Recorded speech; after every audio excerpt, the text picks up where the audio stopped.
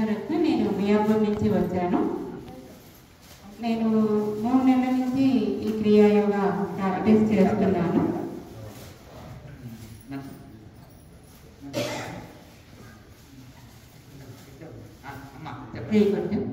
అయితే నేను ప్రతిరోజు 3ంటికి లేస్తాను.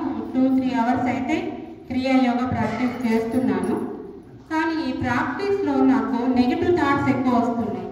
అవి ఎత్తుకొస్తున్నాయి. నాకే వస్తున్నాయా లేకపోతే ఇంకెవరికైనా ఇలా వస్తూ ఉంటాయా? అసలు ఎప్పుడెప్పుడేమో చిన్నప్పటివి కావచ్చు, లేదా కొలీగ్స్తో కలిసినప్పటివి కావచ్చు, లేదా భార్యాభర్తల సంభాషణ కావచ్చు, ఇలా నెగిటివ్ థాట్స్ ఎందుకు వస్తున్నాయి? మనం ఏదైతే బాధపడుతున్నామో, ఏదైతే భయపడుతున్నామో, అది ఆరోగ్యం గురించి కావచ్చు, ప్రతిదీ ఆ టైంలో నాకు ఎందుకు గుర్తొస్తున్నాయి. మంచి ప్రశ్న, జనరల్ ప్రశ్న. ఇది అందరికీ ఉపయోగపడేది. టీచర్ గారా మీరు? నాగమణి గారు చేశారా? సరే, సంతోషం. ఇంకొక అమ్మగారు నాగమణి అని, మీ వయసు మీలాగానే ఉంటుంది. మీరు పోయినసారి కూడా వచ్చారు. అయితే మనము ఒక మురికి వస్త్రం ఉంది అంటే, మురికి వస్త్రము అంటే ఇప్పుడు మనకు మనిషికి ఈ జన్మనే కాకుండా అనేక జన్మల నుంచి సంస్కారాలు వస్తుంటాయి.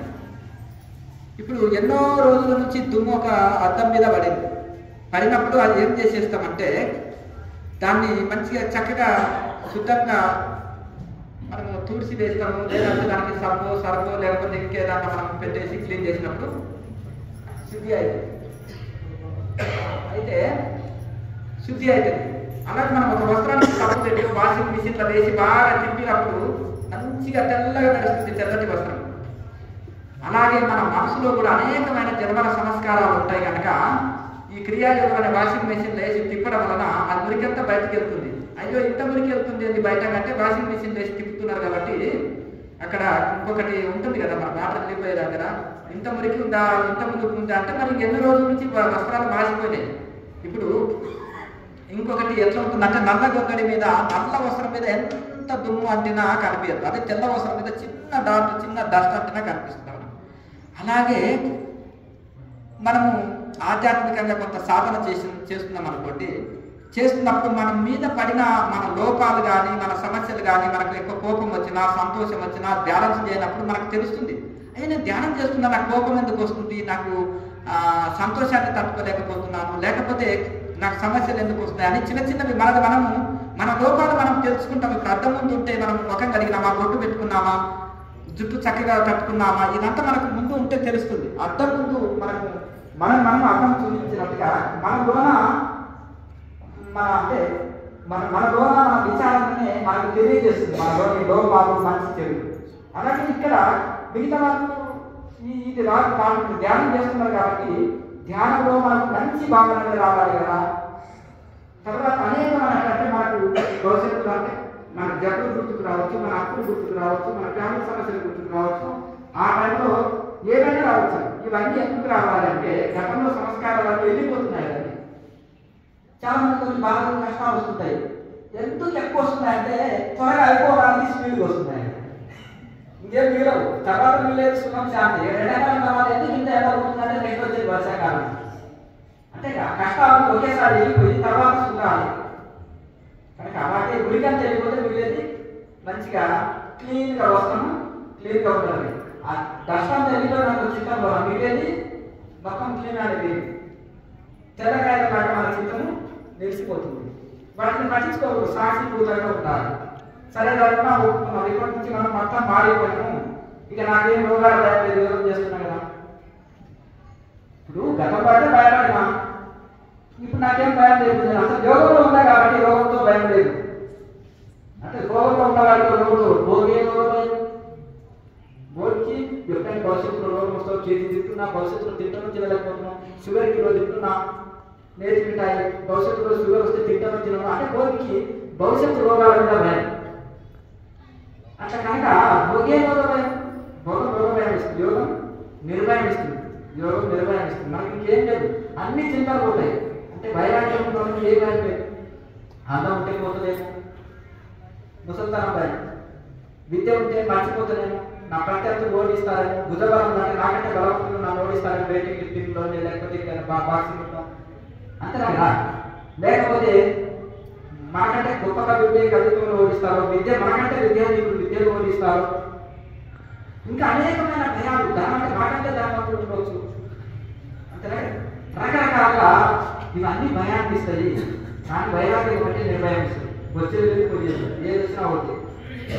వైరాగ్యం వరకు దేని మీద ఆశ లేదు, కోరిక లేదు. ఇంకా దేనికి భయపడతారు? దేనికి లేదు.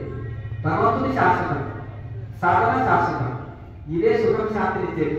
ఇక మిగతాదని బ్రహ్మసత్యం దగ్గర నుంచి అనుకున్న వారికి ఇదే వైరాగ్యం.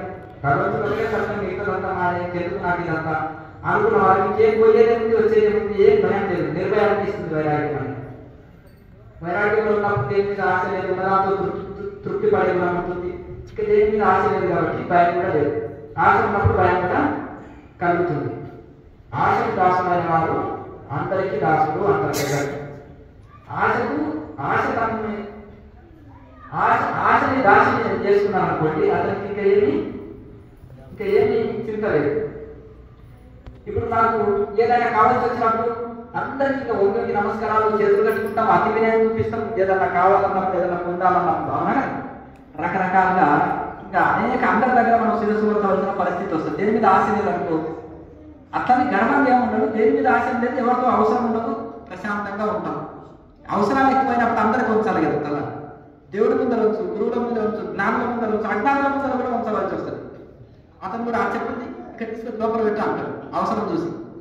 అంతేనా? సరే, ఒక జ్ఞాని, గురువు, ఒక దేవుడు అనుకో సేవ చేస్తాం, అంతేనా కదా? అంటే మనం అంత దీనస్థితికి దిగజారుస్తాయన్నమాట ఈ కోరికలు, ఆశలు అనేది. అంతేనా కదా? కనుక అంటే అర్హులైన వాళ్ళకి, మంచి వాళ్ళకి, సంఘంలో ఉన్న వాళ్ళకి మనం ఇది చేయొచ్చు. కనుక మనం అర్హత లేని వాళ్ళకు కూడా లొంగి దాస్యం చేయవలసిన పరిస్థితి వస్తుంది. దేనికి? ఆశకు దాసుడైన వాడు అందరికీ దాసుడు ప్రపంచంలో. కనుక ఇవి గతంలో అనేక జన్మల నుంచి వచ్చిన సంస్కారాలు మనకు తిరుగుతుంటాయి.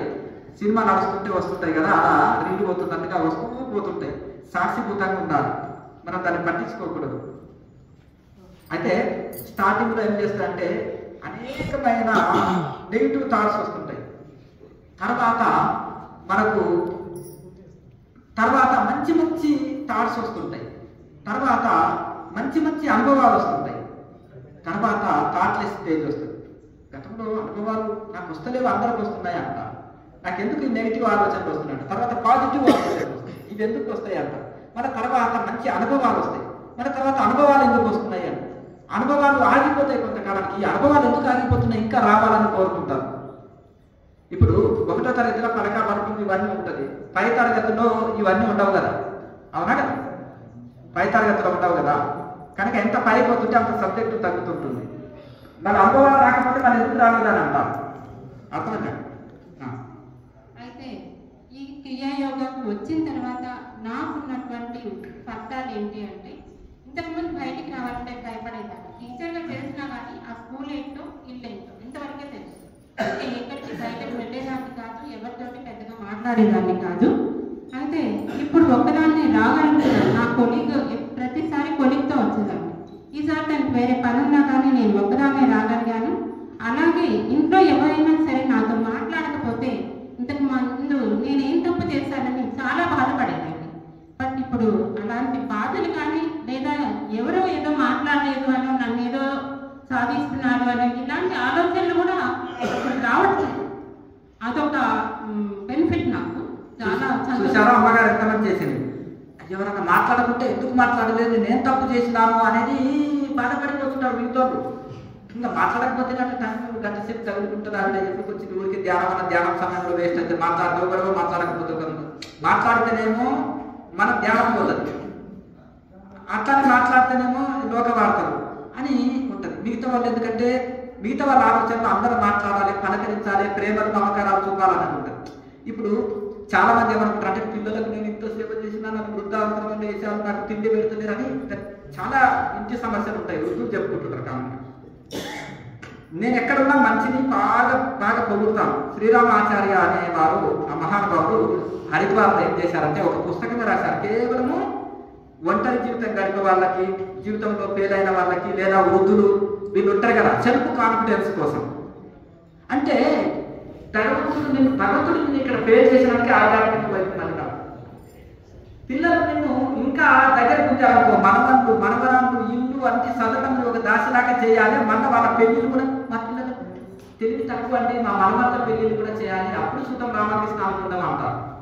ఏదో ఇప్పుడే వదిలింది కదా, మధ్య వయసునే వదిలింది సంసారం అని ఆధ్యాత్మిక జీవితం గడపడానికి ఒక అవకాశం వచ్చిందని సంతోషపడాలని ఆయన వాళ్ళని మంచిగా ఇది చేయడం వల్ల వాళ్ళకు ఉపాధి పని నేర్పించడం, హోమం నేర్పించడం, జపం నేర్పించడం, ధ్యానం నేర్పించడం, ఒక మంచి శిక్షణ ఇచ్చి వాళ్ళని తీర్చిదిద్దారు. ఆయన ఒక గృహస్థానంలో ఉండి మంచి తపస్సు చేసి ఒక సంస్థ నెలకొల్పి ఎంతో సేవ చేశారు. ఇప్పుడు మహాబాబు లేరు. ఒక పతంజలి యోగ సూత్రాలకి వారు రాసిన వాక్యాలను చాలా బాగుంది హిందీలో, దాని మధ్యలో తెలుగులో వచ్చింది. ఎందుకంటే ఆయన ఆచార్య, మంచి పండితుడు, బ్రాహ్మణుడు, మంచి పండితుడు, ఇంత తపస్సు కూడా చేశారు. చాలా అనుభవంతో రాసిన పుస్తకాలు అవి. అయితే మనం ఏమనుకుంటామంటే ఆయన కొన్ని వేల మందికి పసుపు వస్త్రాలు ధరిస్తుంటారు వనప్రస్థాశ్రమం అని. అంటే వృద్ధులు కానీ ఇంకా తర్వాత ఒంటరిగా ఉన్న వాళ్ళు కానీ అక్కడ పోయి జైలు అయితే అన్ని శిక్షణలు ఇచ్చి వాళ్ళు వాళ్ళ పైన వాళ్ళకి విశ్వాసం కలిగి నేను ఆధ్యాత్మికంలోకి వచ్చిన ఇదే శాశ్వతం, ఇవన్నీ మాయా, త్వరగా వదిలింది సంసారం, నాకు మన పుణ్యం కొద్దే వదిలింది. లేకపోతే ఈ మమకారాలు, ప్రేమలు, అనురాగాలు ఎక్కువైపోతే ఆ సంసారంలోనే కొట్టుకొని పోతాం. బాధ్యతలు అయిపోయి వాళ్ళు చేసుకుంటారు, మీకు మేము అనవసరం అక్కడ ఉండడం అనేది వాళ్ళ అట్లా ఆలోచించుకునేటట్టు వాళ్ళని తయారు చేయడం అన్నమాట. కనుక ఇప్పుడు ఒక 10th అంటే ఇప్పుడు అమ్మగారు చెప్పింది విషయం ఏంటంటే, మనము ఎవరు మనం పలకరించకున్నా, మాట్లాడకున్నా, ఏమీ లేకున్నా కానీ హాయిగా ధ్యానం చేసుకుంటే చాలు, మనకు ఆనందం కలుగుతుంది. ఇంతవరకేమో ఎవరైనా కబుర్లు చెప్తే ఆనందం, ఎవరైనా పలకరిస్తే ఆనందం, ఎవరైనా ప్రేమ చూపితే ఆనందం, ఎవరైనా పొగిడితే ఆనందం. ఇప్పుడేమో ఎవరు లేకుంటే ఆనందం.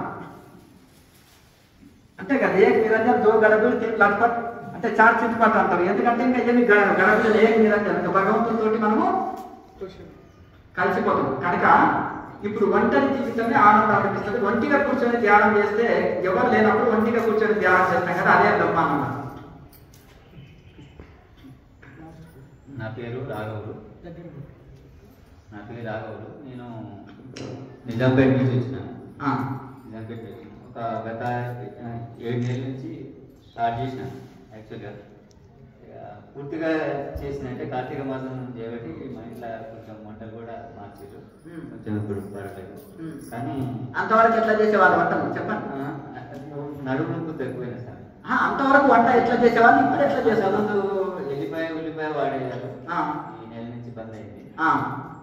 ముందు ఎట్లా ఉంటాయి అయితే మంచిది. అల్లము బాగా వేసుకోండి కూరల్లో. అల్లము, జీలకర్ర, వాము వేసుకుంటే చాలా మంచిది. గ్యాస్ ట్రబుల్, మలబద్ధకం, కాళ్ళ నొప్పులు రానివ్వవు. ఇది ఔషధాలు. శాస్త్రంలో ఏది నిషేధించిందో అది హానికరం. అట్లా ఒకటి నడుము నొప్పి తగ్గిన కొద్దిగా తిమ్మిట్లాగా వస్తుంది సార్. కొద్దిగా ఎక్కువసేపు మన నాభిక్రియ చేస్తే ఇలా తిమ్మిలు వస్తున్నాయి. ఒకే ఆంగిల్ ఎక్కువసేపు కూర్చున్నప్పుడు శరీరం బిగుసుకపోయినట్టు అన్నప్పుడు ఏం చేయాలంటే, ఇప్పుడు చలికాలం కదా, అది సహజము. మనం సూక్ష్మ వ్యాయామం ఉంది, మహాముద్ర ఇటువంటివి వేస్తే మరి రిలాక్స్ అవుతుంది.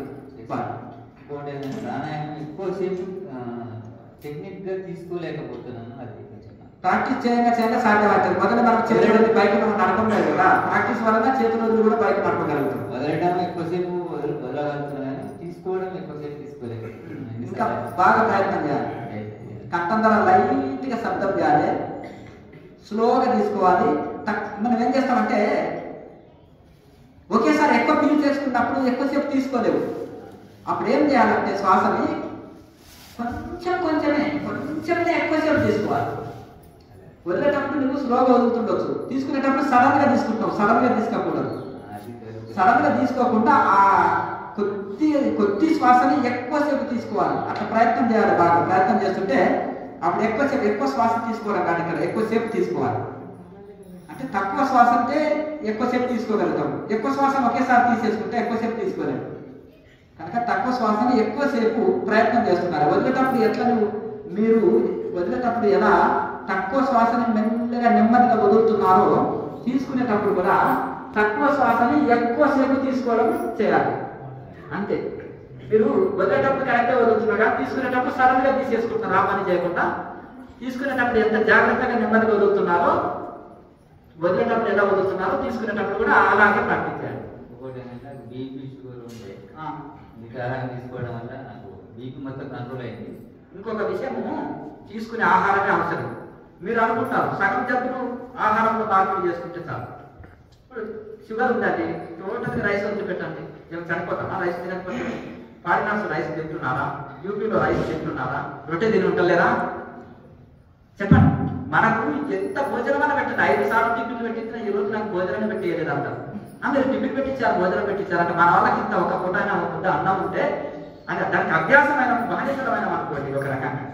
కనుక ఏమి లేదు, డైట్లో చేంజ్ చేస్తే పోతుంది, ఏం పెద్ద సమస్య కాదు. అంటే మీరు కొంత ఆహారంలో మార్పు చేశారు, బీపీ షుగర్ కంట్రోల్ వచ్చింది ఆహారం మార్పు చేస్తే.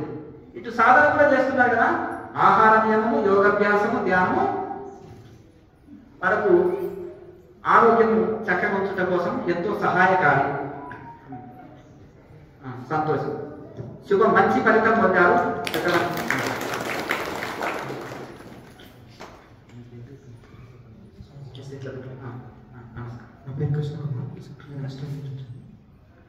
పైకి అనుకొని గట్టిగా మాట్లాడు. నా పేరు కృష్ణ, నేను ఆస్ట్రేలియా నుంచి వచ్చాను. ఆస్ట్రేలియా ఎన్ఆర్ఐ ఎన్ఆర్ఐ క్లాస్ లో పాల్గొన్నారా? ఈ రోజు క్లాస్ సరే సంతోషం. గతంలో ఎన్ఆర్ఐ క్లాస్ లో పాల్గొనేదా? లేదు, మీ వీడియో చూసి ప్రాక్టీస్ చేశాను. ఓకే, ఎంతకాలం నుంచి ప్రాక్టీస్ చేస్తున్నాం? 2 months నుంచి వీడియోలు చూసి ప్రాక్టీస్ చేస్తున్నాం. ఈరోజు ఫేస్ టు ఫేస్ సంతోషం. నా ప్రశ్న, జ్యోతి ముద్ర చేసేటప్పుడు ఒక ప్రాణాయామం చేయాలా, 3 ప్రాణాయామం చేయాలా? ఈరోజు 3 చేయించాను నేను. వీడియోలో అయితే 1 చేయించినట్టుగా నాకు గుర్తు. ఓకే, మంచి ప్రశ్న. అయితే జ్యోతి ముద్రలో 1 చేయాలా 3 చేయాలా ప్రాణాయామం? అనుభూతి, ఒక ప్రాణాయామకు అనుభూతి వచ్చింది అనుకో ఇంకా చేయనక్కర్లేదు, చక్కగా కళ్ళు మూసుకొని ధ్యానం చేయాలి.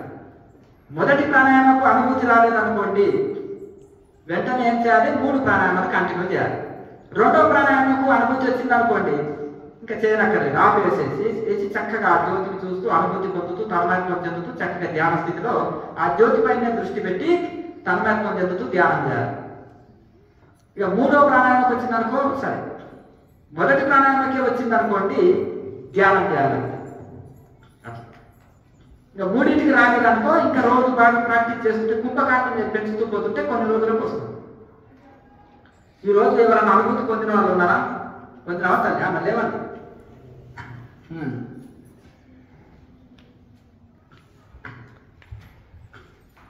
ఇవ్వండి, మైక్ ఇవ్వండి.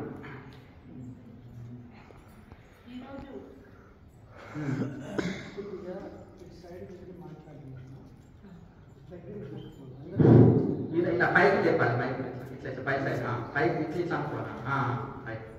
నాకు ఇంతకు ముందు చేసినప్పుడు జ్యోతి ముద్రలో చేసినప్పుడు జ్యోతి దర్శనం అయితే జరిగింది. బట్ జ్యోతి దర్శనం అయినప్పుడు ఆపాలి అనే విషయం నాకు ఇప్పటి వరకు తెలియదు. నేను ఆ జ్యోతిని చూస్తూనే ఉన్నాను, ప్రాణాయామం చేస్తూనే ఉన్నాను. ఈ రోజు అడిగినటువంటి మిత్రునికి కృతజ్ఞతలు. నాకు ఇప్పటి వరకు ఈ విషయం అయితే తెలియదు, ఈ రోజు తెలుసుకున్నాను.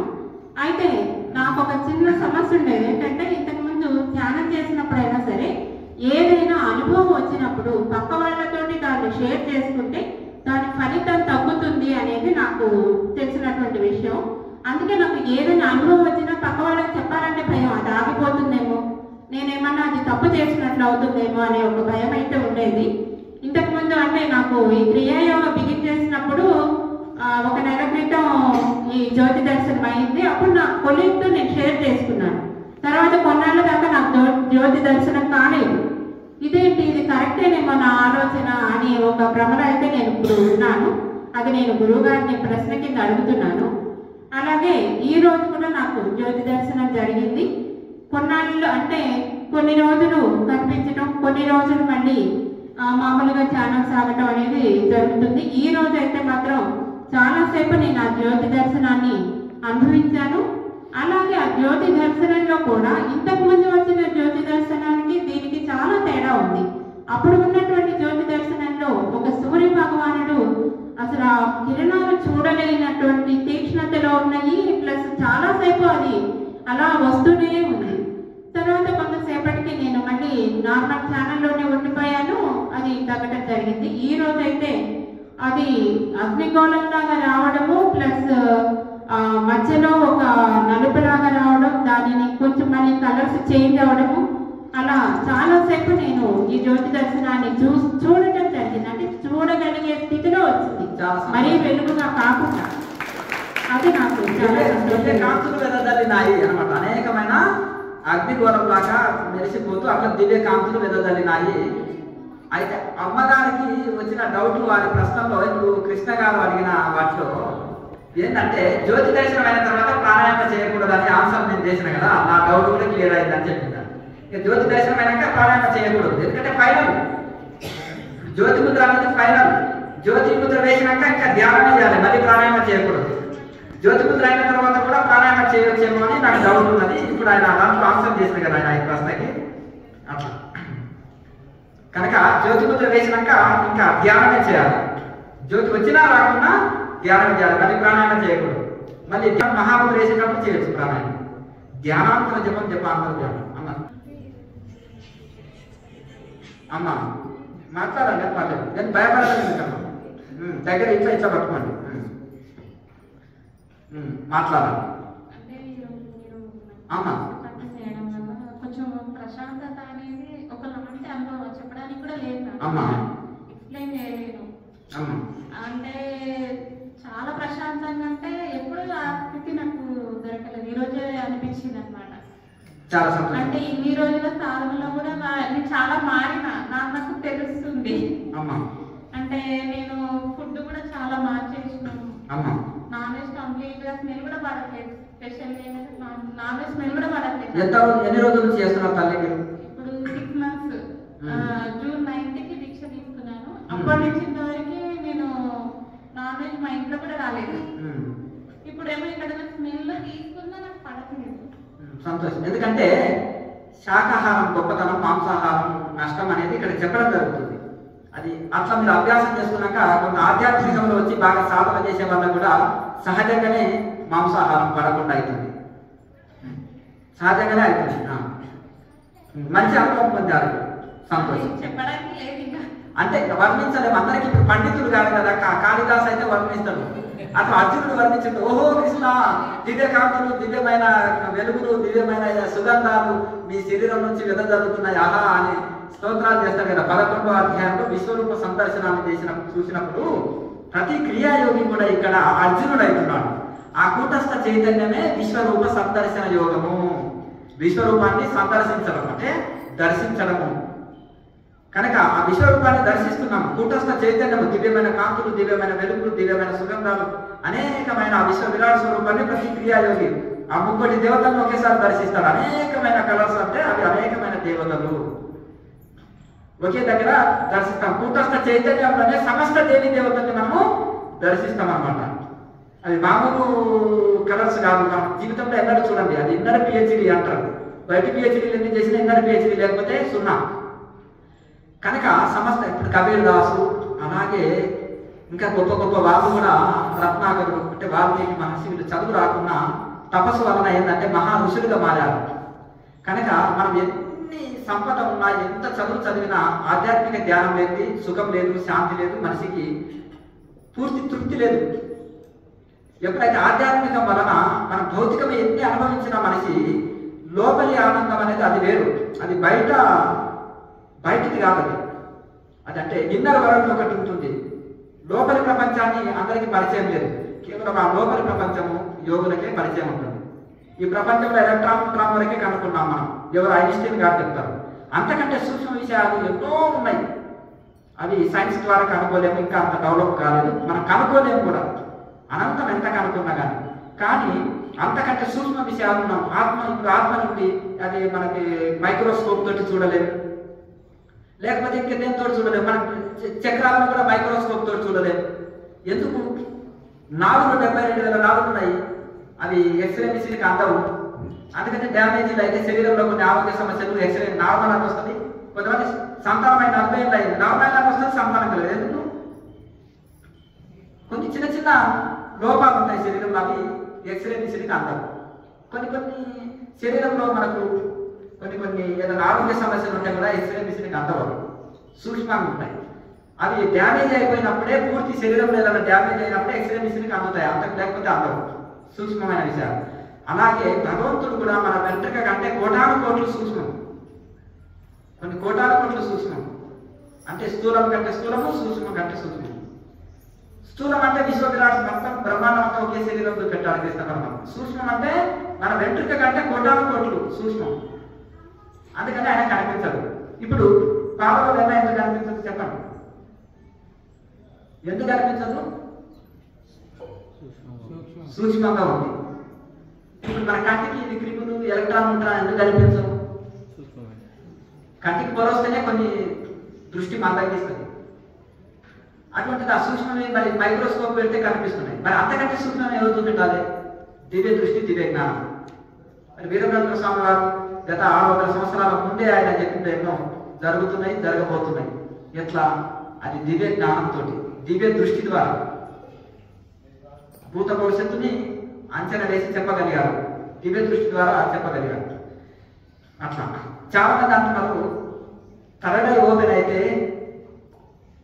దివ్య దృష్టి వస్తుందా అని అడిగాను. థర్డ్ ఐ ఓపెన్ అయితే 3వ నేత్రం తెలుసుకున్నది కదా. శివుడికి ఒకటే కాదు, ప్రతి జీవికి ఉంది. మూయబడ్డది, శివుడికి తెరవబడ్డది, జీవులకు మూయబడ్డది. ఆ దివ్య దృష్టి వేరు, దివ్య జ్ఞానం వేరు. అంటే ఈ యొక్క దివ్య నేత్రం తెలుసుకోవడం అంటే ఒక ఆధ్యాత్మిక ఎక్స్పీరియన్స్. చాలా మంది అంటారు, ధ్యానం చేస్తే దివ్య నేత్రం తెరవబడను, దివ్య నేత్రం తెరవబడను, ఏ పర్ యాపిల్ బీ పర్ బాబా అన్నట్టు చిన్నపిల్లవాడికి పట్టించినట్టు పట్టిస్తారు కొంతమంది. అంటే అంటేనా కదా, ధ్యానం అంటేను కాలు క్రాస్ చేసుకొని కూర్చొనవలను, అంతేనా కదా, గమనించవలను. ఇక దివ్య శక్తులు తెలుసుకోబడము, గత జన్మకు చూడబడము, ఆస్ట్రల్ ట్రావెలింగ్ చేయబడము, ఇదే ధ్యానం పట్టండి చెప్పట్లన్నా. మరి ఆ దివ్య శక్తులు ఎట్లా ఉంటుంది అంటే చెప్పలేదు. ఆ దివ్య శక్తులు ఎవరు మనకి అంటే క్రియాయోగులు అడిగితే చెప్తారు. అది ఎట్లా ఉంటుంది, దాని ఎక్స్పీరియన్స్ ఏంటి, ఏ ముద్రలు వేయాలి, ఏ ప్రాణాయామం చేయాలి, ఎంతసేపు చేయాలి, ఎన్ని రోజులకు వస్తుంది, దాని ఎక్స్పీరియన్స్ ఏంటిది, దాన్ని వ్యక్తం కూడా చేయలేని స్థితిలో ఉంటుంది. ఆ బట్టి వ్యక్తి మైండ్లో 40 ఏళ్ళు చేసినా రాదు అట్లా. కనుక ఎందుకంటే అది అనుభవించినప్పుడు తెలుస్తుంది. లడ్డు బాగా ఉండదు, పుల్లారెడ్డి, నేతి మిఠాయి, అన్న జీడిపప్పు, బాదం పప్పు, పిస్తా పప్పు, ఇవి కలుస్తుంది, నేతి కలుస్తుంది, ఇది కలుస్తుంది, బాగుండదు. మరి తిన్నామని అంటే అట్లా దొరుకుతున్నది అదే అక్కడ పుల్లారెడ్డి నేతి మిఠాయిలో. అంటే మనకు అంతవరకే ఉండాలి. కనుక అలాగే మనం కూడా తిన్నప్పుడు లాభం లేదు. ఎంత మంచి వంట చేసుకున్నా, ఎంత మంచి లడ్డు మిఠాయి చేసుకున్నా తినకపోతే లాభం లేదు.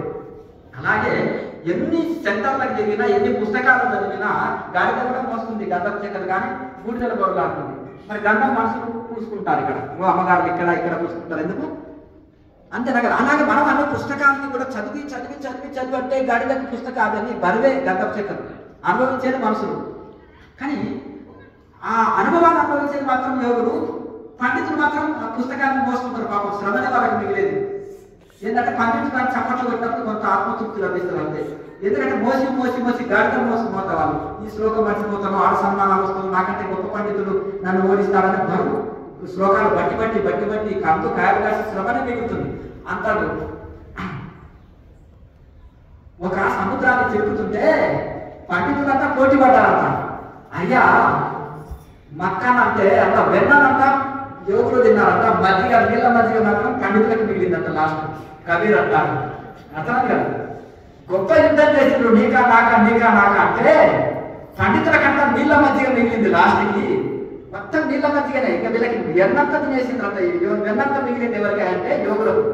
అనుభవం మిగిలింది ఎవరికంటే పుస్తకాలు చదివి కండ్లకు అర్థం పెట్టి మనుషులకు అంటారు. చాలా దూరాలు నింపుకొని పుస్తకాలంతా శ్రమ మిగిలింది పండితులకి. ఏ చదువు రాకుండా యోగులు కళ్ళు మూసుకోవడం వలన 3వ నేత్రం తెలుసుకోబడింది. విశ్వ విరాట్ స్వరూపాన్ని చూశావు, భగవంతుని అనుభవించావు, ఆస్వాదించావు, తన్మత్వం చెందావు, రోగాలు పోయాయి, మనశ్శాంతి పోయింది, మోక్షం వచ్చింది, దైవాన్ని అనుభూతి చెందావు. వెన్న తిని కూర్చున్నారయ్యా, మౌనంగా కూర్చున్నారు. వెన్న తిన్నవాడు మౌనంగా కూర్చున్నాడు, మధ్యలో వాడు మాటకారి అయ్యిందంట. అర్థమైంది కదా. ఇంకా మహాగా ఇదైపోతుంది. అట్లా పండితులకు మిగిలేది నీళ్ళ మధ్యగ, యోగులకు మిగిలేది వెన్న. అంటే ఇక్కడ అనుభవం కదా. అనుభవం అనేది చాలా ముఖ్యం. కనుక సాధనలో అనుభవం వస్తాయి. కనుక అట్లా ప్రతి ఒక్కరు సాధన చేయండి. అద్భుతం. మనకు ఫ్లైట్ దొరికింది. ఇంకా ఈ బైకులు, పాత సైకిల్ అక్కర్లేదు మనకు. అంతేనా కదా. పాత మోటార్ బైకులు అయ్యేది తెలిసిందో తెలియదు, ఎక్కడ అడవిలో ఆగిపోతుందో తెలియదు. ఫుల్ ఇంధనం ఉంది, మంచి కండిషన్ లో ఉన్న ఏదైతే ఉందో అది మనకు ఫ్లైట్ దొరికిందనుకో ఇంకా మనకు సమస్య లేదు. అర్థం కదా. అట్లా ఆ విధంగా మనము ఇది ఫ్లైట్ మార్గం లాంటి యోగం దొరికింది, రోజు సాధన చేయాలి, తరించాలి. ఇద్దరు ఒకే కుటుంబంలో భార్య భర్తలు సాధనలు అయిననుకో ఇంకా మన చాలా అదృష్టం అది. చాలా కొద్ది మందికి అవకాశం ఉంటుంది. ఎందుకంటే ఇంట్లో సమస్యలు తక్కువ ఉంటాయి. ఒకరికొకరు సహకరించుకుంటారు, ఒకరికొకరు వాళ్ళిద్దరు నడుపుతున్నారు భార్య భర్తలు. ఆ పిల్లవాడిని కూడా తీసుకొస్తారు. ఈసారి మన స్కూల్ పిల్లవాడిని తీసుకురాను ఉన్నారా? ఎలక కూర్చోబెట్టారా? సరే సరే. అయితే 3 సంవత్సరాలు కూర్చున్నట్టున్నారు. అంటే చెప్తే అటాచ్మెంట్ డిటాచ్మెంట్ ఎక్కువ ఉండొద్దు అంట కదా, నేను అంతేనా కదా. కనుక ఆ విధంగా ఇప్పుడిప్పుడే ఎప్పుడు ఊరికి కలిసి కూర్చోవడం, గ్యాప్ మెయింటైన్ చేయాలి కదా. అప్పుడప్పుడు అంటే కొడుకు దగ్గర కూర్చోవాలి, భార్య ఒక దగ్గర, తండ్రి ఒక దగ్గర కూర్చున్నప్పుడు కొంత ఎప్పుడు అటాచ్మెంట్ కొంచెం తగ్గిస్తుండాలి. అట్లా ఆ విధంగా మనకు ఈ విధంగా అనేకమైన అనుభవాలు వస్తుంటాయి. ఇది దొరికిన తర్వాత కనిపించవలసిన అవసరం ఉంటుంది. గంగా నీళ్ళు తాగినాక మళ్ళీ మనము నూతిలో నీళ్ళకి పరిగెత్తొద్దు, అమృతం తాగినాక సత్యానం కోసం పరిగెత్తొద్దు. కనుక క్రియాయోగం ఏదైతే దొరికిందో మనకు ఇంకా ఇతరంతా మనం ఇక మనం ఏంటంటే డైలాగ్ వదిలేసి చిన్న పిల్లవాడు రంగురాయిని పట్టుకున్నాడు అంట, అర్థం కదా. కనుక అందుకనే ఈ సాధన దొరికినాక దీన్ని ఇంకా అమృతం ఎంత లీటర్లు కావాలన్నా తాగడానికి ఒక డాట్, ఒక చుక్క తాగు అమృతం అమరులు అయిపోవడానికి. క్రియాయోగం కూడా అంతే. ఇది ఇంకా ఇది ఉందో అది ఉందో అని మీరు కన్ఫ్యూజ్ కాకుండా దీన్ని రెగ్యులర్గా సాధన చేస్తూ ఉండాలి. అయితే ఇక బాగా సాధన చేస్తుంటే మనకు అన్ని అనుభవాలు ఇస్తుంది, ఆరోగ్యం ఇస్తుంది, మనశ్శాంతి ఇస్తుంది, మోక్షాన్ని ఇస్తుంది, మనకు అన్ని ప్రసాదిస్తుంది. కనుక మనం మన ఓపికతో సాధన చేసుకోవడం ఇంకా మన చేతుల్లోనే ఉంది, అంతేనా? అట్లా చేసుకున్న వాళ్ళని చేసుకున్నాక అంటే ఒక మహానుభావుడు అన్నాడు, ప్రాణాయామం చేసే వాడికి పాపం లేదన్నాడు. అర్థమైంది కదా. ప్రాణాయామం చేసిన వాడికి అగ్నిలో కట్టె చేస్తే బూడిద అవుతాయి, జన్మజన్మల కర్మల భస్మం అయిపోతాయి. అట్లా ధ్యానం అంటే అట్లా ప్రాణాయామం చేసుకున్న వాడికి పాపం లేదు, ధ్యానం చేసుకున్న వాడికి కష్టం లేదు, అంత సుఖమే, ఆనందమే, బ్రహ్మానందమే. ఇంకేమైనా సందేహాలు ఉన్నాయా?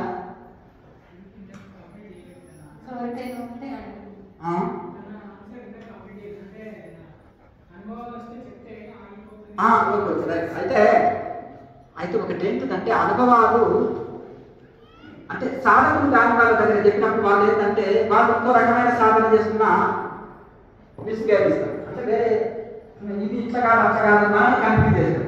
సరే ఒకవేళ అసలే ఆధ్యాత్మిక వాళ్ళు కావాలనుకోండి, నవ్వుతూ వచ్చి మధ్యలో పిచ్చి చేసినట్టు పిచ్చి పిచ్చి సలహాలు ఇస్తున్నాయా, ఇది కనిపించి అది కనిపించి గట్టట్లు ఉంటుందయ్యా, అంతేనా కదా. మన మాంసం తిన్న ముక్కలు తిన్న ఎక్స్పీరియన్స్ చెప్పొచ్చు, అంతేనా కదా. అంతేనా కదా. కూల్ డ్రింక్ తాగిన ఎక్స్పీరియన్స్ చెప్పొచ్చు, ఏదైనా మనం కానీ అదే ఎక్స్పీరియన్స్ ధ్యానంలో కూడా ఉంటాయంటే ఏదో ఈ మధ్యన అనుకుంటాం, నవ్వుకోవచ్చు, మన ముందర అనకుండా బయట. ఇంకొకటి ఏంటిదంటే వాళ్ళు మనకు సరి అయిన ఆన్సర్ కూడా ఇవ్వకపోవచ్చు. కనుక సాధకులు అయిన వాళ్ళు ఉన్నారనుకోండి, భార్య భర్తలు సాధకులు ఉన్నారు, వాళ్ళిద్దరు డిస్కషన్ చేసుకోవచ్చు. ఒక కుటుంబంలో అందరూ సాధకులు అనుకో, వాళ్ళు ఒకరి అనుభవాలు ఒకరు చెప్పుకొని ఏమన్నా సందేహాలను తొలగించుకోవచ్చు. పుస్తకం ద్వారా కానీ, ఛానల్లో మనం చెప్పే ప్రశ్న జవాబులు కానీ, లేకపోతే వాళ్ళు ఒకరికొకరు షేర్ చేసుకోవచ్చు. దీంట్లో సాధకులు కానీ వాళ్ళ దగ్గర ఈ అనుభూతులు కానీ సాధన అంటే సాధన గొప్పతనం చెప్పొచ్చు, ఇది చేస్తే బెనిఫిట్ అని చెప్పుకోవచ్చు, తప్పలేదు. కానీ సాధన అనుభవాలు చెప్పకూడదు అనేది లాయర్ మహాశయ యొక్క ఆశయం. ఎందుకంటే వాళ్ళు మీకు తప్పుడు సలహా ఇవ్వచ్చు, ఒకటి హేళన చేయొచ్చు, ఒకటి ఇంకొకటి మనం ఒక పిచ్చోళ్ళలాగా అనుకోవచ్చు, ఒకటి పోనీ మనల్ని అట్లా దూషించడం వలన వాళ్ళకి కొంత దోషం కూడా రావచ్చు.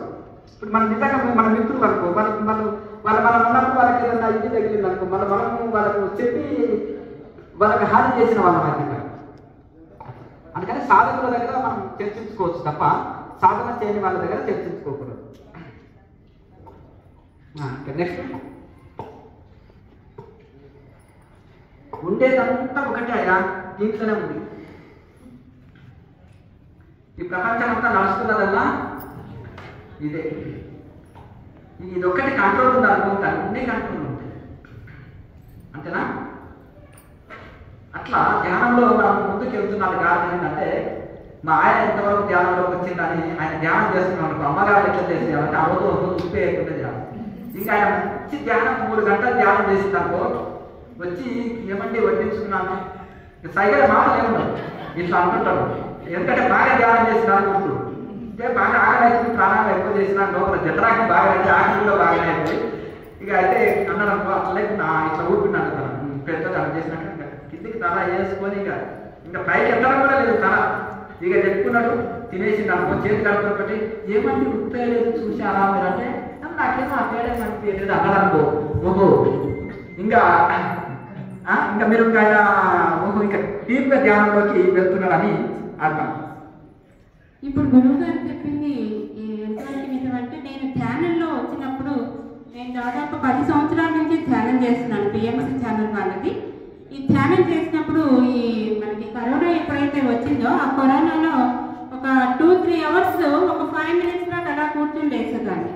అంత బాగా ధ్యానం కుదిరేది. ఎందుకంటే బయట ఆలోచనలు లేవు, బయటకు వెళ్ళేది లేదు, ఎవరితోటి పెద్దగా మాట్లాడేది లేదు కాబట్టి సైలెంట్ ఉండేది. ఇంట్లో కూడా పెద్దగా మాట్లాడే వాళ్ళం కాదు, ఎవరి పని వాళ్ళు చూసుకునేవాడు. అట్లాంటప్పుడు నాకు ఆ ధ్యానం కూర్చున్నప్పుడు మళ్ళీ వెంటనే మనం భోజనానికి ప్లేస్లో ఎవరితోనైనా ఇంట్లో వాళ్ళతో మాట్లాడాలి అన్నా వెంటనే మన గొంతు మనకి రాదు. ఎవరు చిన్నపిల్లలు పసిపిల్లలు మాట్లాడినప్పుడు మన గొంతు. ఎందుకంటే 3 hours మౌనం పాటిస్తే ఆ గొంతు అనేది అంత చేంజ్ వస్తుంది అనేది నాకే తెలియదు. నేను మాట్లాడుతుంటే మా వాడు నేరం చేశాను, ఏంటా మాట్లాడము ఎందుకంటే నడుస్తున్నాడు తెలియట్లేదు, అంటున్నారో తెలియట్లేదు. కానీ నేను చెప్పే విధానం వాళ్ళకి అర్థం కాదు. ఎందుకంటే అది అనుభవించే వాళ్ళకి మాత్రమే తెలుస్తుంది. చాలా సంతోషం. ఒక ఆవిడ 14 నెలలు మౌనం పాటించింది అమ్మగారు. గురు పౌర్ణానికి వచ్చిన వాళ్ళకి పాత వాళ్ళకి తెలుసు. భార్య భర్తలు మంచి సాధకులు వాళ్ళు. భార్య భర్తలు ఆమె ఏమంటే నా పతిదేవుడు అంటారు, అర్థం కదా, మా మాతాజీ అంటారు. భార్య భర్తలు సంభాషణ అర్థం కదా. అయితే అంత ఇదిగా చేసి ఆయన సహకరిస్తేనే కదా స్వామీజీ మేము సాధన చేసేది. ఆయనకు ఎంతో ఓపిక నన్ను వచ్చుకుంటున్నారంటే 14 నెలలు మౌనం పాటిస్తే ఎవరు వచ్చుకుంటారు అని అట్లా అంత మంచిగా ఒకరికొకరు అన్యోన్యంగా అంతా ఇది. అసలు వాళ్ళ జీవితాన్ని చూస్తే చాలా మంది అన్యోన్యత లేని వాళ్ళకి అసలే చెబుతారు. నిజంగా ఇద్దరు పుట్టారా భార్య భర్తలు ఫ్రెండ్స్ లాగా మంచిగా ఇది ఒకరితో సహకరించుకోవడం, చాలా ఉంటా గౌరవించుకోవడం. మనం రెస్పెక్ట్ లేదు, భార్య రెస్పెక్ట్ లేదు, లేదంటే భర్త రెస్పెక్ట్ లేదు, భార్య వాళ్ళకి లేదు. అట్లా కాకుండా ఒకరికొకరు గౌరవించుకొని సమానం. అయితే వాళ్ళు ఏదైతే అనుభవాలు ఇచ్చేసిందో ఒక గంట సేపు ఆడేటువంటి కాలేదు, తర్వాత మళ్ళీ మాట్లాడగలిగారు. అయితే చాలా మందికి ఒక డౌట్ ఉంటుంది అది తర్వాత. అయితే ఇక్కడ మనకు అయితే అప్పుడే నోరు రాదు, చిన్నపిల్లలు మాట్లాడతారు చూడండి. చిన్నపిల్లలు ఎక్కువ రోజులు మౌనం పాటించిన వాళ్ళకి చిన్నపిల్లలు చిట్టి మాటలు వినాలనిపిస్తుంది. చాలా మృదువుగా మధురంగా మరియు చాలా చిన్నగా కంఠం వస్తుంది. తర్వాత మెల్లగా ఒక 10 నిమిషాల తర్వాత కొంచెం స్పష్టంగా మాట్లాడగలుగుతాం, మళ్ళీ స్పీడ్ పెరుగుతుంది. అప్పుడు నేను నెలలు మౌనాన్ని పాటించినప్పుడు మళ్ళీ ఎవరితో మాట్లాడితే ఆనందం కలవవుతుంది. ఆనందాన్ని అందుకున్న వాళ్ళకి మాట్లాడకపోవడమే బెటర్ అనిపిస్తుంది. అట్లుంటే అట్లే బెటర్, ఇట్లే బెటర్. ఎట్లా అభ్యాసం చేస్తుంటే అదే కరెక్ట్ అనిపిస్తుంది. అయితే ఆ చిన్న అప్పుడు అంటే అట్లా అనిపిస్తుంది. దానివల్ల ఏ ప్రాబ్లం లేదు, కానీ సమయం వృధా కాదు, చాలా మంచి ఆనందాన్ని మనకు ఉంది. అయితే ఆ 3 గంటలు మనం చక్కగా ధ్యానం చేసినట్టే వెంటనే స్పష్టంగా మాట్లాడాలి. తర్వాత 2 నిమిషాల తర్వాత వస్తున్నాను. ఇంకోటి లాక్డౌన్లో ఎవరితోటి సంబంధం లేదు. మనిషి చూస్తే మనిషి భయపడిస్తుంది, ఎవరితో ఉండడం వల్ల అది చాలా ఏకాంతం. ఇంకా మంచి సాధన చేసుకునేటప్పుడు రైట్ టైం. అదే కానీ యూట్యూబ్ బాగా కనుక అట్లా ఈ విధంగా సాధనకు అట్లా ఒంటరి ఇంకా కూర్చొని సాధన చేస్తే చాలా మంచిది. ఇంకొక చిన్న విషయం, చాలా మంది పాత వాళ్ళు కానీ కొత్త వాళ్ళు కానీ ఆశ్రమంలో గోవిందాయపల్లి ఆశ్రమం మనకు మూలస్థానం కనుక అక్కడ క్లాసులు జరగట్లేవు మరి ఎందుకు అని అనుకోవచ్చు. ఒకరిద్దరు అడిగారు కూడా. దానికి ఏంటంటే అక్కడ నిర్మాణాలు జరుగుతున్నాయి. నిర్మాణాలు జరిగినప్పుడు ఏముంటుంది, సిమెంట్ బస్తాలు ఉంటాయి, సిమెంట్ ఉంటుంది, క్లీన్ ఉండదు, మెటీరియల్ ఎక్కడ పడితే అక్కడ ఉంటుంది, ఇక్కడ ఇది ఉండదు, వాష్రూమ్ కనెక్షన్లు ఇవ్వలేదు.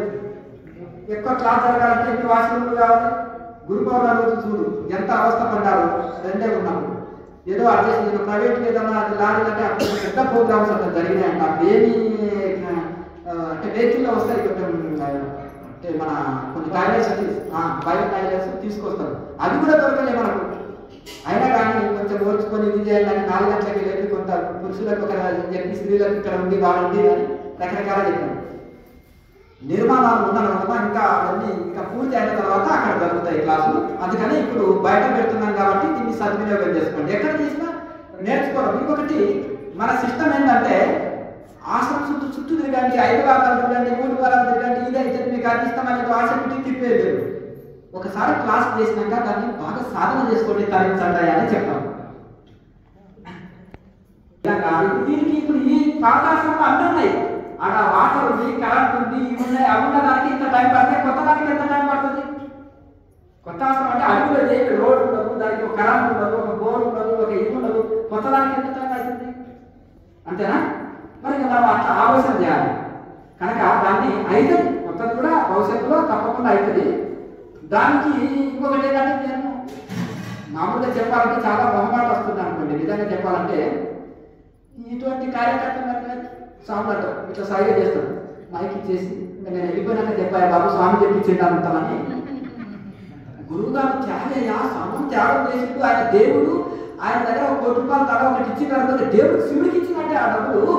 ఇక మేము ఇది చేయండి అని కార్యకర్తలు చెప్పేస్తే అక్షరానికి పాఠశాలలు ఆనంద భాషలో రాస్తున్నారు. ఒక ఆయన డ్రామా కంపెనీ స్టార్ట్ అవుతుంటుంది.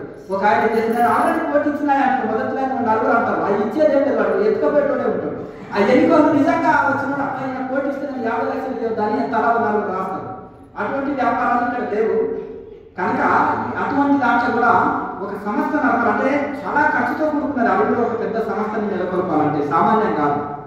అందులో ఈ పాఠాశ్రమం కానీ మనం 3 ఎకరాలు అమ్మి దాన్ని నిర్మాణం చేయిస్తున్నాం. అదే డబ్బులు ఎట్లకి మన సంస్థతో ఇచ్చిపోయిండే అనేది అనుకుంటారు పల్లెటూరు. ఒరే నాయన మీ కళ్ళ ముందర 3 ఎకరాలు అమ్మినా తెలియదా?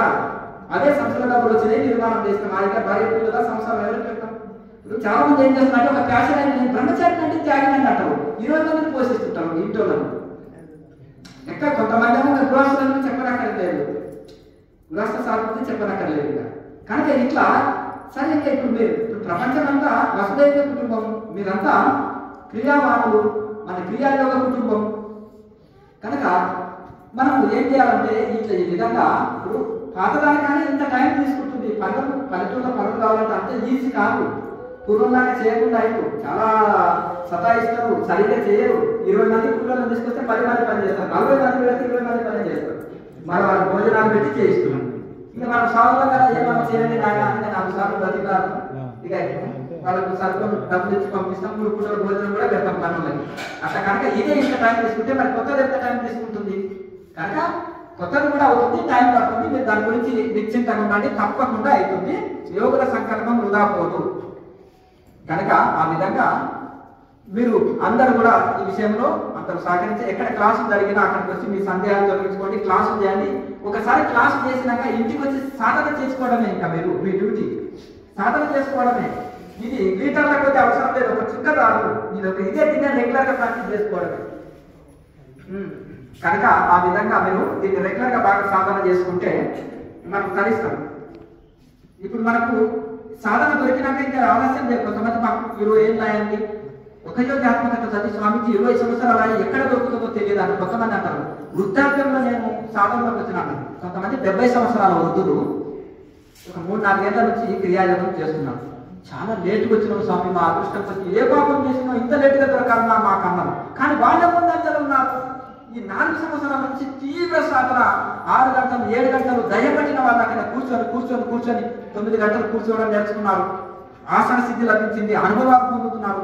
యువకుల కంటే వాళ్ళే పాస్తున్నారు. అదే లేటుగా దొరికిందని ఖచ్చితంగా చేస్తున్నారు సాధన.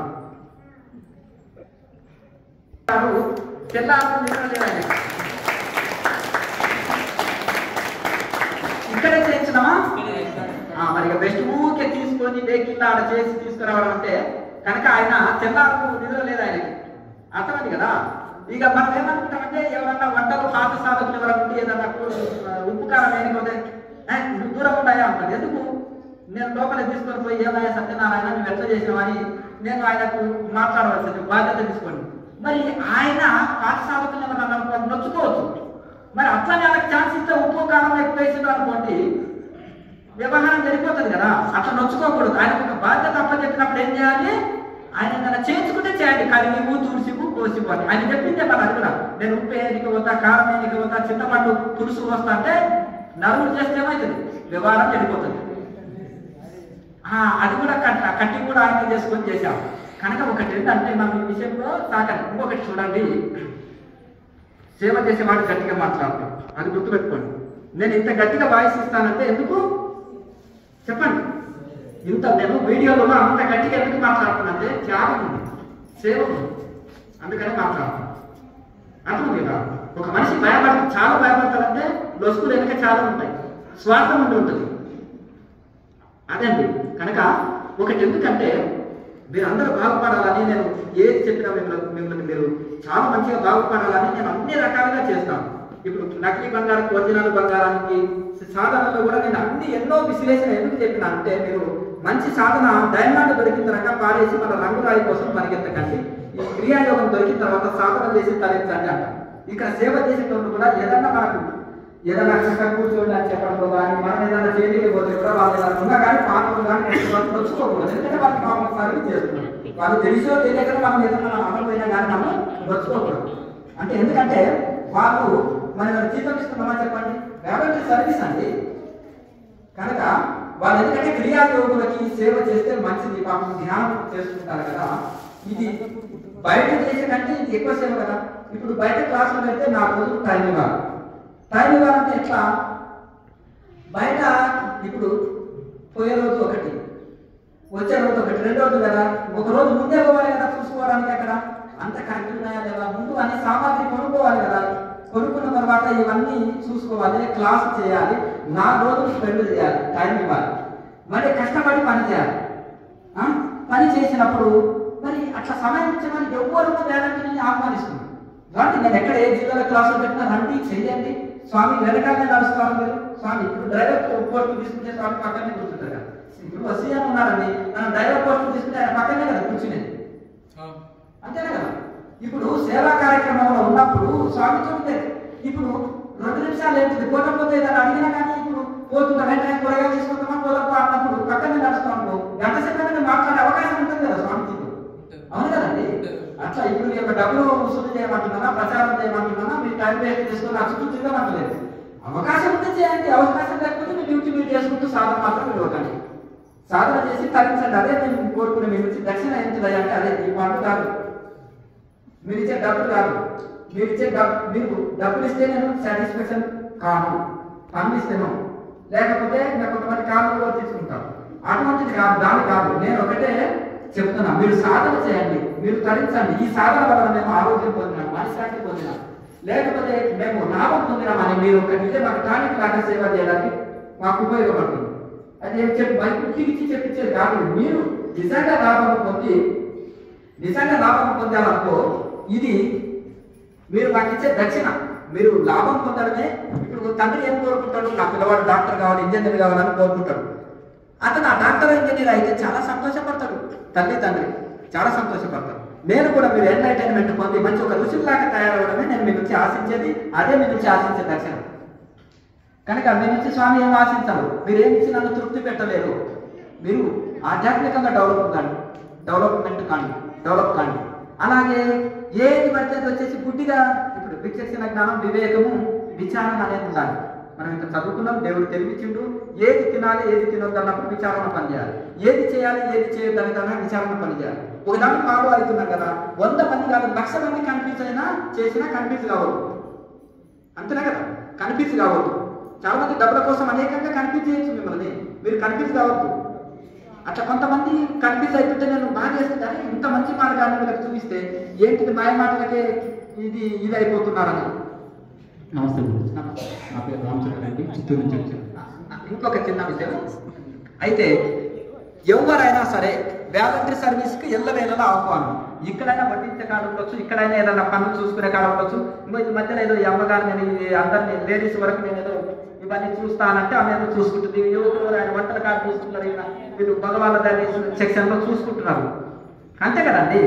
ఎవరైనా వాలంటరీ సర్వీస్ వంటల కాడ చూసుకోవచ్చు. స్వచ్ఛందంగా చేసిన కండిషన్ లేదు, ఇది లేదు. బయట జిల్లాలో కూడా ఏ జిల్లాలో క్లాసులు పెట్టినా ఆ జిల్లాలో వాళ్ళు అయితే ఈజీగా ఉంటుంది. ఇప్పుడు దూర ప్రాంతాలంటేనే లేడీస్ రావడం, ఇక్కడ లోకల్గా అయితే వీళ్ళు ఇక్కడ సర్వీస్ చేస్తారు, కానీ వేరే జిల్లాలో అయితే అక్కడ వాళ్ళు అనుకూలంగా ఉంటుంది. ఎవరైనా ఉండి యువకులు ఉండి కూడా బయట ఏదైనా సేవా కార్యక్రమాలకు వస్తామంటే రావచ్చు. కానీ పనులు మానుకొని తిరిగి ప్రచారాలకు తిప్పం మా సిద్ధాంతం. మీరు సాధన చేసుకొని తరించడమే మేము కోరుకునేది. గురించి నాకు ఒక సందేహం ఉంది.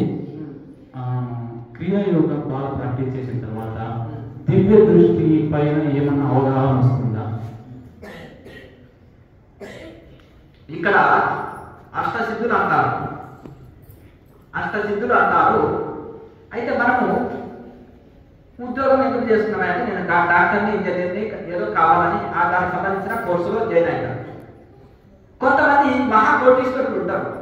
ఎందుకు చదువుతున్నావా అంటే అయ్యా నేనేం జాబ్ చేయడానికే కాదయా, ఒక డిగ్రీ సంపాదించుకోలేదు, ఇంత ఆస్తున్నా నేను ఒక దగ్గర జాబ్ చేయడం ఏంటిది, చిన్న ఇంజనీర్ డాక్టర్ 100 మంది నేనే వాళ్ళని నా కంపెనీలో పెట్టుకుంటాను, ఆ డ్యూటీ చేయడం ఏంటిది, నేను బాస్ని, నాకు అక్కర్లేదు.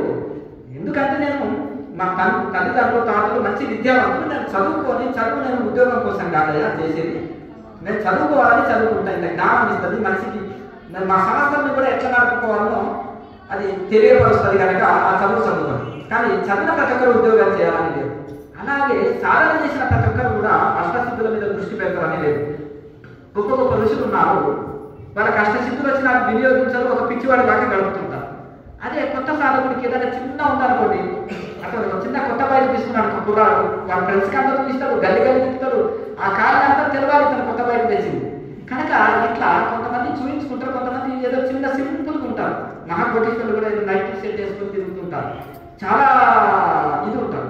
కొంతమంది ఎక్స్పోజ్ అయిపోతారు, బాగా డబ్బు పరపతి చూపించుకుంటుంటారు. గొప్ప గొప్ప అవధూతలు అష్టసిద్ధులు పొంది కూడా దాన్ని పట్టించుకోరు వచ్చి కూడా. అయితే ఇక్కడ ఒకటి ఏంటిదంటే సాధక దశలోనే కొన్ని సిద్ధులు వస్తాయి సాధనకి, అవి పట్టుకుంటే సాధనలో ముందుకు వెళ్ళరు. కాకిని పట్టుకుంటారా, ముట్టుకుంటారా, కాకి మనాన్ని ముట్టుకుంటారా ఇంకెవరైనా? కానీ అలాగే కాకిని ముట్టుకోం, కాకి మనాన్ని ముట్టుకోం కదా, అలాగే సిద్ధులు అనేది కాకి మనం లాగా వదిలిపెట్టండి అని అంటున్నాడు.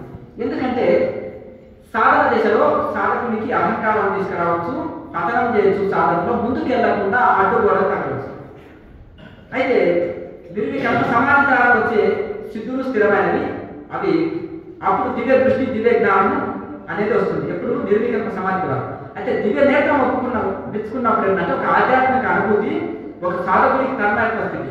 అప్పుడు ఎందుకంటే అతని కంటి చూపు మెరుగవుతుంది, చెవు వెలిగి పెరుగుతుంది, నాలుక రుచి చూడే శక్తి పెరుగుతుంది, ఇంద్రియాలు శుద్ధి అవుతాయి, అలాగే చక్కటి ఆరోగ్య స్థితి లభిస్తుంది, మంచి ఆధ్యాత్మిక తన్మయత్వ స్థితి సాధకుడికి లభిస్తుంది. ఇంతవరకు కానీ దివ్య జ్ఞానం దివ్య దృష్టి వేరే. ఆ దివ్య దృష్టి అనేది నిర్వికల్ప సమాధి స్థితి ద్వారా లభిస్తుంది. కానీ ఇక్కడ సాధకుడికి అనేకమైన చిన్న చిన్న అనుభవాలు వస్తుంటాయి, చిన్న చిన్న సిద్ధులు వచ్చినా దాని మీద దృష్టి పెట్టకనేది ఋషుల ఆశయం. ఎందుకంటే అక్కడే సాధకుడు అక్కడే వాటిలోనే ఉండి జారిపోయి సాధనలో ముందుకు వెళ్ళలేదు. నిర్వికల్ప సమాధి స్థితి ద్వారా అందుకున్న సిద్ధులని కూడా అతను వినియోగించుకోవచ్చు, వినియోగించుకోవచ్చు. ఏమైనా కోటీశ్వరుడు వెంటి కాడు వాడు హెలికాప్టర్ వాడు ఎంత నడుచుకుంటూ తిరుగుతాడు, జీవితం ఏంటి అంటారు కొంతమంది. అవునా? అతను వినియోగించుకోవచ్చు, వినియోగించుకోకపోవచ్చు. ఒక అవధూత అష్టసిద్ధులు ఉండి ఇసుక మీద పడుకోవచ్చు, త్రైలింగ స్వామి దాకా బట్టలు వేసుకోకుండానే తిరగవచ్చు. మరి అష్టసిద్ధులు ఉండి కూడా ఆయన వినియోగించుకోలే కదా. వేమన వినియోగించుకున్నారా? ఇంకా గొప్ప గొప్ప మహానుభావులు కూడా కొంతమంది సంఘ సంస్కర్తకు వచ్చి సేవ చేస్తుంటారు. శంకరాచార్యులు, వీరబ్రహ్మేంద్ర స్వామి వారు, ఇంకా గొప్ప గొప్ప మహానుభావులు కొన్ని సందర్భాలలో సంఘ సంస్కర్తగా వాళ్ళు ఉపయోగపడ్డారు. వివేకానంద స్వామి వారు ఇలా. కనుక అది సాధకుని యొక్క అతని మానసిక స్థితి మీద ఆధారపడి ఉంటుంది. ఇది అదే. ధన్యవాదాల గురించి ఇంకొక చిన్న ప్రశ్న గురించి, ఇప్పుడు జలస్తంభన వాయు స్తంభన తెలుసుని దీనికి ఏమైనా సంబంధం, క్రియాయోగాకి ఆ రెండింటికి ఏమన్నా సంబంధం ఉందా? అంటే ఇది కూడా సిద్ధుల్లో ఒక భాగమే. సాధకుడు దేని మీద దృష్టి పెడితే దానికి సంబంధించింది ఇది కాదు. ఇప్పుడు జలస్తంభన అంటే నీటి మీద తేలడం అనేది 1 రోజు ప్రాక్టీస్ చేస్తే, 1 డే ప్రాక్టీస్ చేస్తే వస్తుంది. ఇప్పుడు నేను బైక్ నేర్చుకోవాలనుకున్నాను అనుకోండి, ఒకరికి 1 రోజు నేర్చుకోవచ్చు, ఒకరికి 1 వీక్ పట్టవచ్చు, ఇంకా మందబుద్ధి కలిగిన వాళ్ళకు 1 మంత్ పట్టవచ్చు. ఇంకా సైకిల్ అంటేనేమో ఇంకా వాళ్ళ ఇంట్రెస్ట్ని బట్టి ఎన్ని రోజుల్లో నేర్చుకున్నాను. 1 డేనా? అబ్బో గ్రేట్. అట్లా ఆ విధంగా సరే, ఇంకా ఎవరైనా 1 మంత్ కూడా పట్టవచ్చు అనుకోండి, ఇంకా నీ ఫ్రెండ్స్ ఎవరికైనా అట్లా సరే, వాళ్ళ శ్రద్ధని బట్టి ఉంటుంది. ఇవి కూడా కొన్ని సపరేట్గా వీటి కోసం ప్రాక్టీస్ చేస్తుంటారు. విషయం కూడా ఏం చేస్తారు, విషయం కూడా ఏం చేస్తారంటే కొంచెం ఇప్పుడు చాణక్యుడు సామాన్యుడు రాదు. ఆనాడు బిందుసారుడికి దిశ ఇచ్చినా కానీ ఏమి కాదు, అది కొంచెం కొంచెం కొంచెం కొంచెం ఇస్తుంటే ఆయన దిశ కూడా ఒంటికి ఇంకింది. అదే భోజనం వాళ్ళు తింటే గర్భిణీలో ఉన్నప్పుడు చనిపోయింది. అర్థం కదా, గర్భిణీలో ఉన్నప్పుడు చనిపోయింది. అట్లా కనుక అంటే ఇదేమో ఒంటికి పట్టింది. భర్త తిన్న భోజనం కదా మిగిలింది అని ఆమె తిన్నది. ఆ కాలంలో ఉంటే కదా పద్ధతి. అట్లా ఆ విధంగా ఎందుకంటే ఆమె ఇంకా ఆ స్థితి రాలేదు. దీనిలో చాలా సంవత్సరాల నుంచి ప్రాక్టీస్ చేసింది కనుక ఇప్పుడు ఒక కుర్బానం తాగిన వాడు కొత్త వాడు తాగిన వాడు 2 రోజులు లేవాడు. అదే పాత వాళ్ళు అనుకుంటే మంచి పాత అని పాలన చేస్తుంటారు. అట్లనే ఆయన నరాల్లో ఎక్కిపోయింది. అట్లా కనుక ఇది కూడా అంతే. ఇవి కూడా ఏంటి అంటే కొంత ప్రాక్టీస్ వల్ల చిన్న చిన్న ప్రాక్టీస్ చేస్తే కూడా కొన్ని ప్రాక్టీస్ చేస్తుంటారు. కొన్ని ప్రాక్టీస్ వల్ల వస్తుంది, కొన్ని ప్రాణాయామ అభ్యాసం వల్ల వస్తాయి. ఇది కూడా కొంచెము ఇవన్నీ నిర్వహణ సమాజం అవసరం లేదు, దాని లోపలే పొందవచ్చు. ఇది పంచభూత సంబర అంటారు. పంచ అగ్ని సంబర, భూ సంబర, వాయు సంబర, ఆకాశ సంబర అనేది ఇది స్టార్టింగ్. కానీ నిర్వికల్ప సమాధి అనేది 5 స్టేజ్. ఇక అంతా అతని ఇక అనుకున్నది అన్ని అష్టసిద్ధుల్లోనే భాగాలు. ఇవన్నీ అష్టసిద్ధుల్లో ఇది కూడా ఒక పార్ట్. ఇంకా ఇది చేస్తాడు ఇది చేయలేడు అనేది ఇక అసాధ్యం అంటూ ఉండదు. ఇది స్టార్టింగ్లోనే కొంతవరకు పొందవచ్చు సాధన. మన సాధన కూడా ఒక ఆయన అన్నాడు కదా, నేనేమన్నా నాకు కొంచెం జలస్థానం కూడా వచ్చి స్వామి వీళ్ళ మీద చేస్తూ నేను ధ్యానం చేసుకుంటానని చెప్పలే ఒక ఆయన పెద్ద మనిషి. 60 ఏళ్ళ పెద్ద మనిషి చెప్పలే. అది చాలా మంది నా సాధకులు కూడా ప్రాక్టీస్ చేస్తున్నారు. దాని మీద మాట్లాడడం అనేది ఇంకా కష్టం. నీళ్ళ మీద చేయవచ్చు కానీ నీళ్ళ మీద మాట్లాడడం అనేది ఇంకా కష్టం. పడుకుంటారు కానీ కూర్చోవడం అనేది ఇంకా కఠినం. అసలు ఉన్నారు అన్ని రకాలుగా ఉన్నారు. మా మిత్రులు ఎందరో ఉన్నారు హిమాలయంలో, కానీ వారు బయటికి రారు. చాలా సంతోషం. ఇవి అనేకమైన ఉంటాయి. ఈ ఋషులు ఏం చేశారంటే ఈ సాధన వలన వారు అనేకమైన లాభాలు పొందారు. అవునా కదా, హనుమంతుడు అవతారెత్తారు. మార్కండేయుడు ఏకంగా 12 ఏళ్ల బాలుకు చిరంజీవి అయ్యిండు, మరణాన్ని జయించిండు. భగవద్ మహారాజు కూడా మరణాన్ని జయించిండు. అలా మార్కండేయుడు కూడా మరణాన్ని జయించాడు. సావిత్రిదేవి భర్త ప్రాణాలు రక్షించుకున్నది. లీలావతి ఏకంగా భర్తను కొత్త శరీరాన్ని తెచ్చుకున్నది. ఇంకా తర్వాత అనసూయాదేవి త్రిమూర్తులను చిన్నపిల్లల్ని చేసేసింది. ఇక రకరకాలుగా సక్కుబాయి, మీరాబాయి, జనాబాయి చూడండి ఎన్ని ఫలితాలు పొందింది. ఇక మనం ఏం చేస్తున్నామంటే ఒక బీపీని కంట్రోల్ చేసుకోలేమా, షుగర్ని కంట్రోల్ చేసుకోలేమా, ఇల్లుని చక్క పెట్టుకోలేమా, ఒళ్ళుని చక్క పెట్టుకోలేమా, మన సంసారాన్ని చక్క పెట్టుకోలేమా, అట్లా మనం చక్క పెట్టుకోలేమా? ఎందుకు చక్క పెట్టుకోలేము? మనం అంత పెద్ద ఘనకార్యాలు చేస్తే మనము చిన్న చిన్న బెనిఫిట్స్ అన్న పొందాలి అని మంచి సంకల్పం పెట్టుకొని సాధన చేయండి. అందరూ అనుకుంటారు. ఎవరు ఏమి అసాధ్యులు కాదు, ఎవరు ఏదైనా సాధించగలుగుతారు. క్రియాయోగం కంపల్సరీ సామర్థ్యం చెప్తామని అమ్మ చేస్తాను.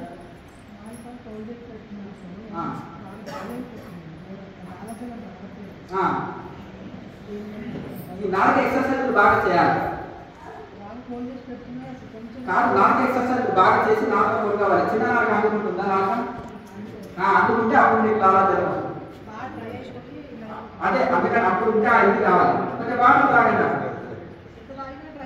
అట్లా శరీరం తగ్గుతుంది. అందరూ వరుసగా వచ్చి గురుగారు ప్రసాదం ఇస్తారు, తీసుకుంటారు. 4 ఎక్సర్సైజ్లు చేసి